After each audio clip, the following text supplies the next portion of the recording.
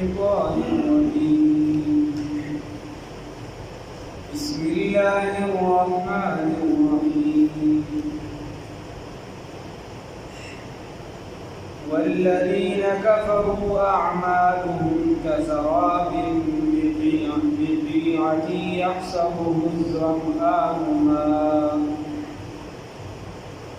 حتى إذا جاءه لم يجده شيئا ووجد الله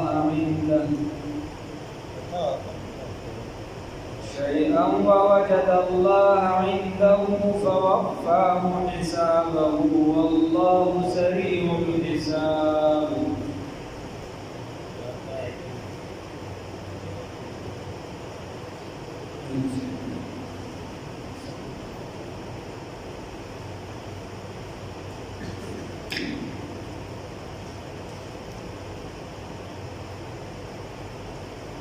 الله رب العزت پر آیاتونو کې فرمایي مخکې د مسلمانانو څخه تذکره وشوه. اوس چې کوم خلک دا ایمان راوړي الله د دې مثالونه ورکوي. مخکې د الله د نوم مثال ورکړل شو، اوس الله د دې مثالونه ورکوي. نو دې لومړني آیات کې الله رب العزت فرمایي وایي دا د چا چې اعمال خراب دي، دا د چا چې کفر کړی دی، د دې داسې مثال دی لکه سړی په بیابان کې په صحرا کې روان وي، هواره ځمکه وي. نو که تاسو خیال کړی چې بلکل داسې سړی د لرې د داسې ښکاري سړی مخکې اوبه دي، مخکې روسي دی اوبه دي، نو چې یو کس سترګې وي ښه او ده ته د لرې نه دا اوبه ښکاري، خو دې چې خواله راورسي نو هغه هېڅ هم نه دي، بلکې الله رب العزت وګوري چې د ده کومه نتیجه وي د ده د اعمالو هغه ورته الله ورکړي. دا خبره الله وکړله د کافرانو کې دوه درې قسمه دي. یو کافران دا دي چې هغه د سره خدای نه مني، هغه وایي د دنیا نظام دا په خپله روان دی، نشته څوک هېڅ پیدا کوونکي وغیره نشته. یو قسمه کافران دي هغې ذات د الله رب العزت مني او قیامت او دغه محشر او یو څه بل څه دا کیسې نه مني. او درېیم نمبر دا دي چې هغې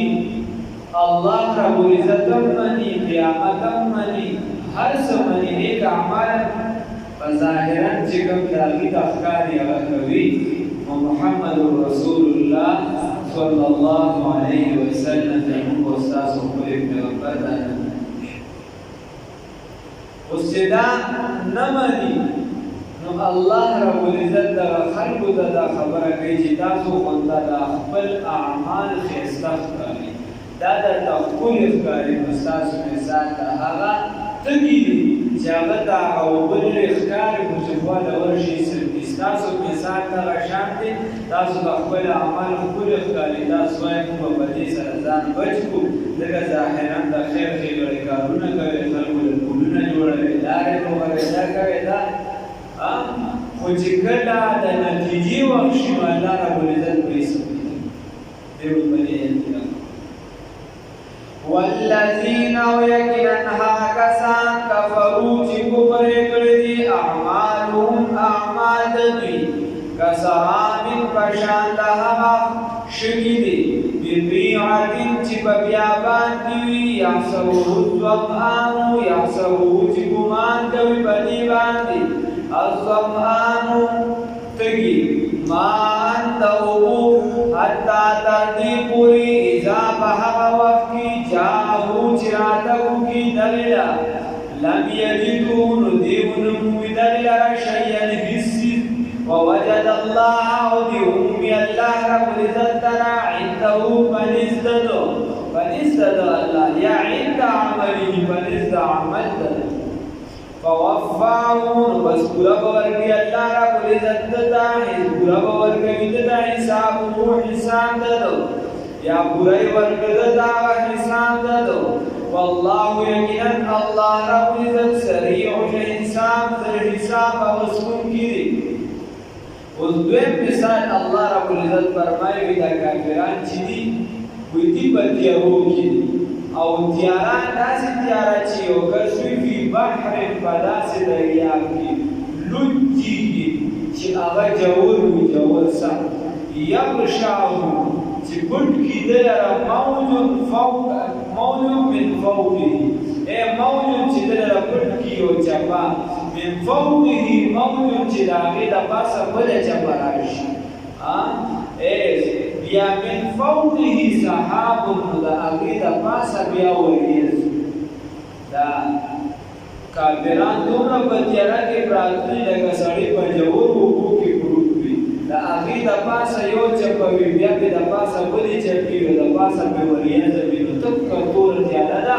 دا کافران په دغه توره تیارو کې پراته دي نو ظلمات بعدها ظلمات ثلاثه درې تیارې دغه درې تیارو کې پروت دي نو الله رب العزت فرمایي چې دا کوم بنده چې کافر دی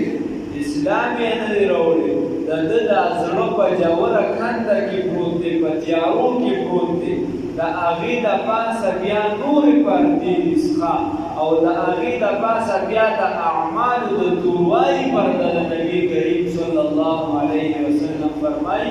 کله بنده یو ګناه وکړي په زړه باندې تور مهر ولري دویم وکړي بل ولري حتی دا زړه تک تور شي بیا په دې باندې د نیکۍ خبره کاره نه کوي نو دا په الله رب العزت فرمایي چې دا په تکو تورو تیارو کې پراته دي زړونه یې تک تور شوي دي الله الله وایي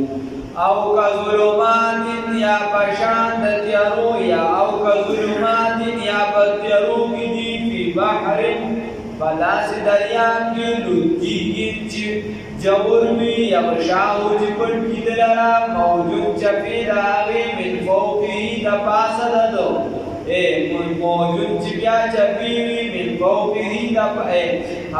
موجود چې چپې وي من فوقه د پاسه د هغې موجود بیا چپې وي من فوقه د پاسه د هغې سحاب وریځه وي ظلمات تیریږي بعضها بعض د دې فوق بعض د پاسه د بعضو تیریږي درې تیریږي بعضها ځینې د دې فوق بعض د پاسه د ځینو دي د یو بل د پاسه د تیریږي اذا په هغه وخت کې اخرج یده چې راوباسي د خپل لاس لره اذا په هغه وخت کې اخرجا کړي راوباسي یده د خپل لاس لره لم یکد نو قریبه نه ده یراها چې دې ویني خپل لاس لره دومره تیارې دي نو په دغه تیارو کې دې د خپل لاس رابار کړي نو دې د خپل لاس نه ویني دومره بد اعمال دي بنیادي سکه ورسره د ایمان نشته که دې چېرته د دغه ګرداب نو تیارو نه دې وایي چې زه به روزم دا ظاهرت مې معمولي بناولي کارونه کړي دي نو الله رب العزت وایي چې دا بدعتي دا کافر دا فاسق دې د دغې نه نشي راوړی ومن لم يجعل الله هغه چا لره چې ونه ګرځوي الله رب العزت نور رڼا نور فما له نو نه به وي د ده لپاره من نور سنور ومن لم يجعل الله هغه چا لره چې نه وي ګرځولی الله رب العزت نور فما له نو نه به وي د ده لپاره من نور سنور الم تر آیات نه ګوري ان الله چې یقینا الله رب العزت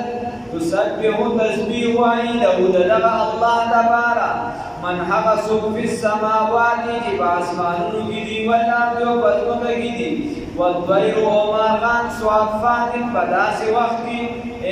چې دي راکولاوهي دي خپل وزر لره مارغان هم د خدای تسبیح بیانوي چې کله د خپل وزرې راکولاوهي ګوره الله رب العزت فرمایي د الله دپاره هر څه تسبیح وایي چې په اسمانونو کې دي او په ځمکه کې دي حدیث کې راځي وایي په لومبني اسمان کې بیا په دویم کې په دریم کې داسې ورپسې ځه وایي داسې ځای نشته چې په هغې باندې فرشته ولاړه نه وي او د الله عبادت نه او بیا اسمانونه د ځمکو نه ډېر لوی دي او د یو اسمان نه بل اسمانه پورې 500 کاله فاصله ده بیا په دې کې بیت المعمور دی روزانه پکې فرشتي او یا زره فرشتي عبادت کوي خو بیا به چېرته په زندګۍ کې نمبر رانشي بیا به چېرته نمبر رانشي دومره د الله دی فرشتي یا د هغې د پاسه عرش دی د خدای پاک د ټولو کرسي د الله رب العزت مخلوقات هغه د الله دپاره تسبیح بیانوي په بحر و بر کې په اسمانونو کې په ځمکه کې الم تر آیات نګورې ان الله چې یقینا الله رب العزت یسبح تسبیح بیانوي له د دغه الله دپاره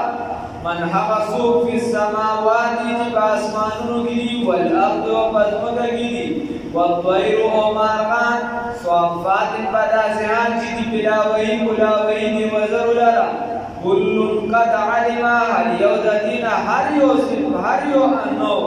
هر یو نوع د دین صلاته پویږي پس باندې پخپل بندګي باندې و تسبیحه او پخپل تسبیحات باندې هر نوع پخپل عبادت باندې پویږي چې کوم بندګي کوي ګوره کارغه چې دی هغه د کمترې اواز نو باسي امام شاه ولی الله رحمه الله ته چې راوړی نو دا ګوره د ده چې پهلي هغه صفت پکې خدای ور اچولی دا پکې پروت دی نو کارغه د کمترې اواز نه کوي کمتره د کارغه اواز نه کوي هر څوک په خپله ډیوټۍ په خپل ذکر په خپلې بندګۍ پوهېږي هر مخلوق هغه د خدای ذکر حتی حکیم اختر رحمه الله لیکلي دی هغه وایي د بعضو نه وایي زموږ نه خو بعضې ځایونو کې دا خر وایي خر هم د حقیقي مالک ډیوټي کوي د الله ذکر کوي او د مجازي مالک ډیوټي کوي د هغه کار پوره کوي او د الله بنده یو الله ته سر نه ښکته کوي د الله بندګي نه کوي الله اشرف المخلوقات ګرځوي